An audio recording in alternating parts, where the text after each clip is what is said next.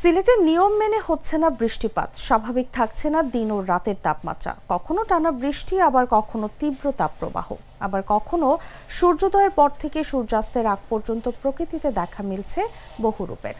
আষাঢ়ের প্রথম 15 দিনে অর্থাৎ জুন মাসের 15 দিনে সিলেটে বৃষ্টিপাত হয়েছে মাত্র 313.2 মিলিমিটার, আর পুরো মাসে 316 মিলিমিটার। সেই হিসেবে 15 দিন বৃষ্টি হয়েছে, বাকি 15 দিন নেই বললেই চলে। আবহাওয়া অফিসের তথ্য মতে সিলেটে শুধু জুন মাসে বৃষ্টিপাতের পরিমাণের বিচ্যুতি ঘটেছে 49%, অর্থাৎ প্রত্যাশার চেয়ে 49% বৃষ্টিপাত কম হয়েছে। জলবায়ু বিশেষজ্ঞরা বলছেন, জলবায়ুর অতি পরিবর্তনের কারণে প্রকৃতিতে বৃষ্টিপাত এবং দিন রাতের তাপমাত্রার ব্যাপক পরিবর্তন ঘটছে। মানুষের অতিমাত্রার অর্থনৈতিক কর্মকাণ্ড আর ভূমি ব্যবহারে ব্যাপক পরিবর্তনের কারণে প্রকৃতি এমন বিরূপ আচরণ করছে। মানুষের এমন কর্মকাণ্ড চলতে থাকলে আগামীতে আরও বেশি প্রভাব পড়বে সিলেটের প্রকৃতিতে।